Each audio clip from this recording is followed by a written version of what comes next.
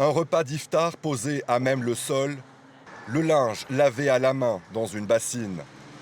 Depuis qu'elle a fui son village de Yater, dans le sud du Liban, Fatima tente de recréer un semblant de quotidien pour sa famille.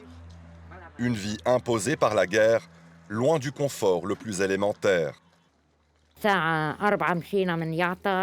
Nous sommes partis de Yatar vers 4 heures et nous sommes arrivés juste à l'heure de l'iftar. Le trajet a été très difficile, nous avions de jeunes enfants avec nous. Ils pleuraient beaucoup et le voyage a été éprouvant jusqu'à ce que nous arrivions ici. Dans cette maison où la famille a trouvé refuge, un nourrisson de 15 jours partage lui aussi l'exil.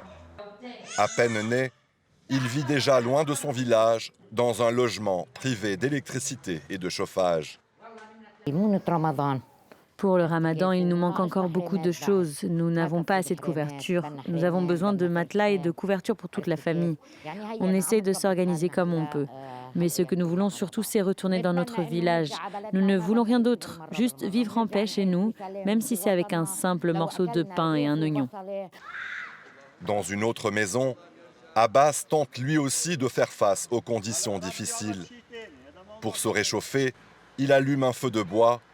Sans électricité, les nuits sont longues et particulièrement froides. Nous sommes 16 personnes ici. Certains dorment en haut, d'autres en bas. Il fait très froid et nous n'avons presque rien, comme vous pouvez le voir. Il nous manque tout, des matelas, des vêtements, des couvertures, même la nourriture. Quand tu quittes ta maison sous les bombardements, tu n'as pas beaucoup de temps. Tu prends tes vêtements et tu cours.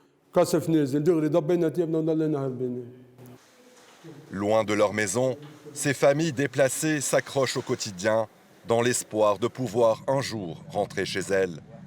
En attendant, elles tentent simplement de tenir comme des milliers d'autres Libanais contraints de fuir la guerre.